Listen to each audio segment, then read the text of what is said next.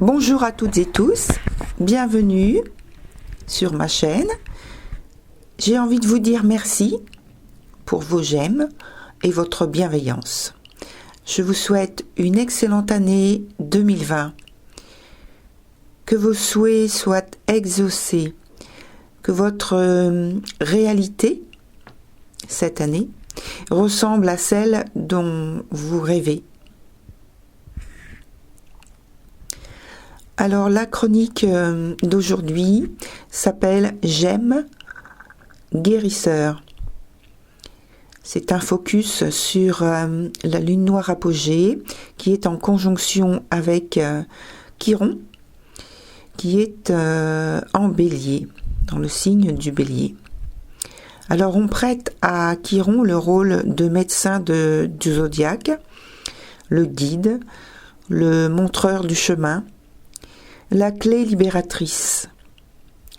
Chiron est en conjonction avec la lune noire apogée, qui est en conjonction elle-même avec le fond du ciel, qui symbolise nos racines, notre ancrage, la porte de la maison 4, donc nous, et qui représente aussi la famille, notre corps, et bien d'autres choses. Entre ces trois objets du zodiaque, il y a une réorientation des énergies par purification pour renaître en provoquant d'abord une catharsis, puis la libération obtenue avec Chiron. C'est ici un travail inachevé de notre lignée familiale qui se poursuit. Nous récoltons, en général inconsciemment bien sûr, pour une grande partie, ce que nos ancêtres ont semé durant leur parcours. Eh bien,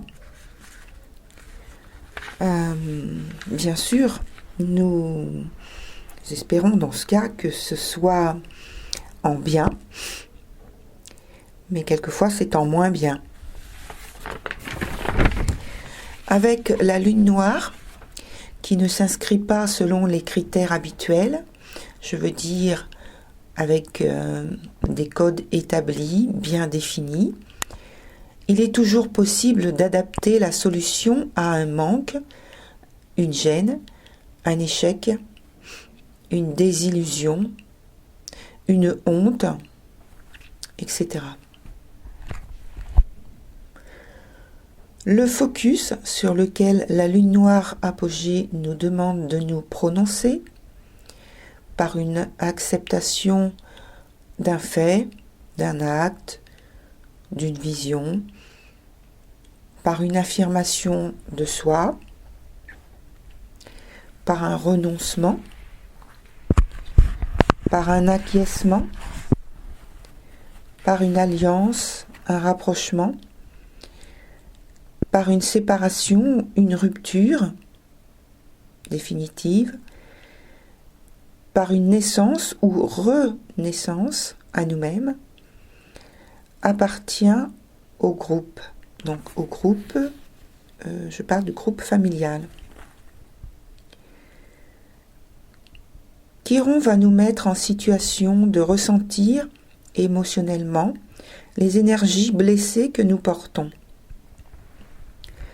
Par un geste, par une voix, une chanson, une musique parfois, nous allons nous reconnecter à un passé énergétique. Alors, entre parenthèses, pas forcément douloureux en lui-même, hein. Voilà, juste ça pour la parenthèse. Donc un passé énergétique qui nous remet en situation avec des émotions bien souvent oubliées.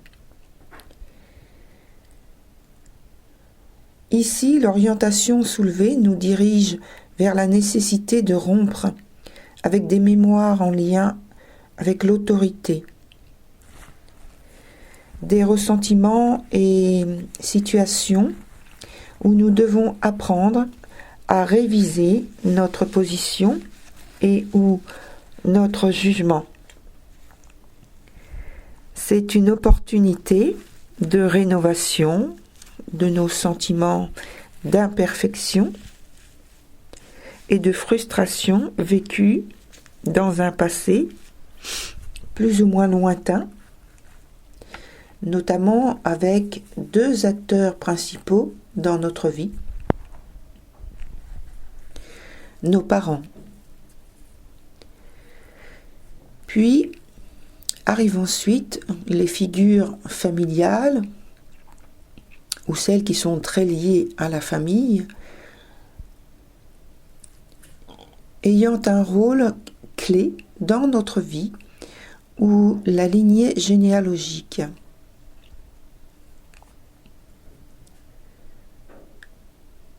Mars, trigone à la lune noire apogée, qui est donc en conjonction avec le fond du ciel. Mars qui est en maison 12 et qui est aussi dans le signe du Scorpion,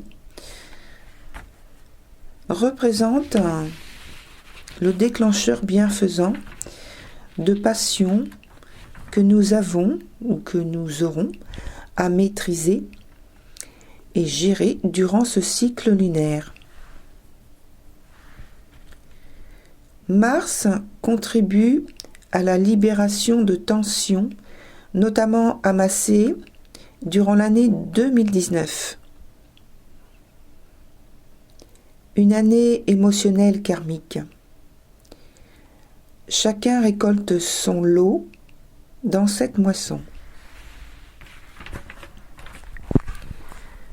Bien aspecté à la lune noire périgée, qui est en conjonction avec le milieu du ciel par sextile, Mars nous permet, lui aussi, de nous replonger dans un savoir reçu ou enseigné par nous anciennement ou antérieurement, par lequel nous pourrons soigner ce qui ne va pas.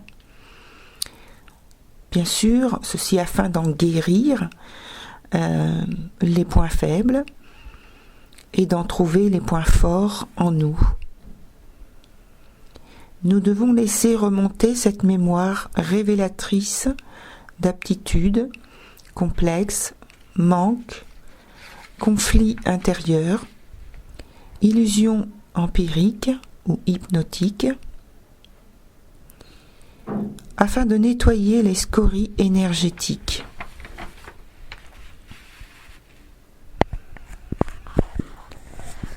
Dans nos possibles échecs anciens,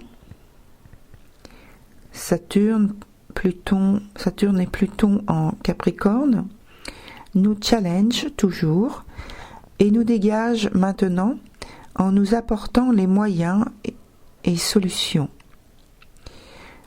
Alors comment ? En redressant une situation familiale, en la libérant de tensions sous-jacentes, des choses non évoquées, non intégrées, des choses taboues, c'est-à-dire considérées comme dangereuses, et trop de transformation de ou d'une unité. Donc unité, c'est le groupe énergétique familial, donc de ou d'une unité cellulaire, le groupe de la famille actuelle, familiale.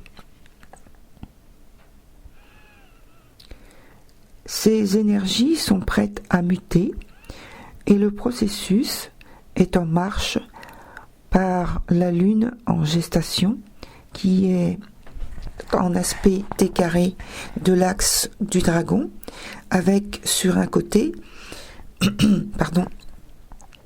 Jupiter, Vénus et la queue du dragon. J'ai dit Jupiter, Vénus, mais je crois en fait que c'est Jupiter et voilà, Mercure. Alors, pardon, Jupiter et Mercure sur un côté, aussi en conjonction avec la queue du dragon. Donc, je reprends la Lune représentant tout ce qui est inconscient, ce que nous ne connaissons pas parce que nous ne l'avons pas vécu directement. Entre parenthèses, donc seulement les effets, nous avons vécu seulement les effets par intermédiaire en héritant justement des effets.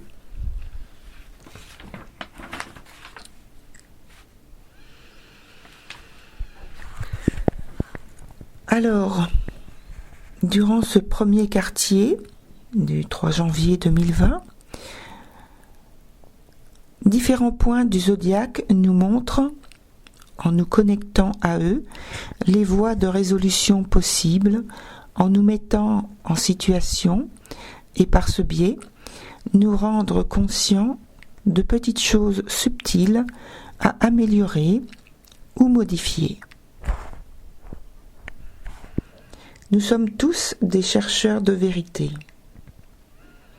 Notre quête nous pousse toujours plus loin à creuser dans notre histoire personnelle les indices et empreintes d'un savoir oublié et enfoui, la plupart du temps là où nous avons du mal à imaginer que le secret peut se cacher, c'est-à-dire dans les coulisses de notre mémoire énergétique généalogique. Il est temps de nous réconcilier avec une partie de nous-mêmes.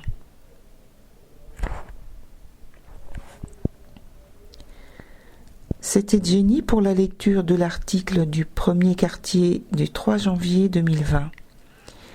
Merci de liker, de vous abonner et même de partager avec vos amis.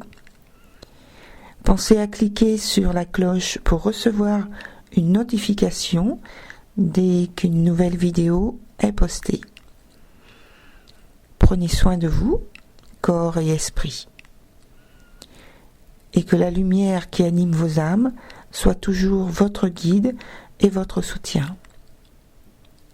À bientôt pour la pleine lune du 10 janvier 2020 où il y a également une éclipse lunaire. Au revoir.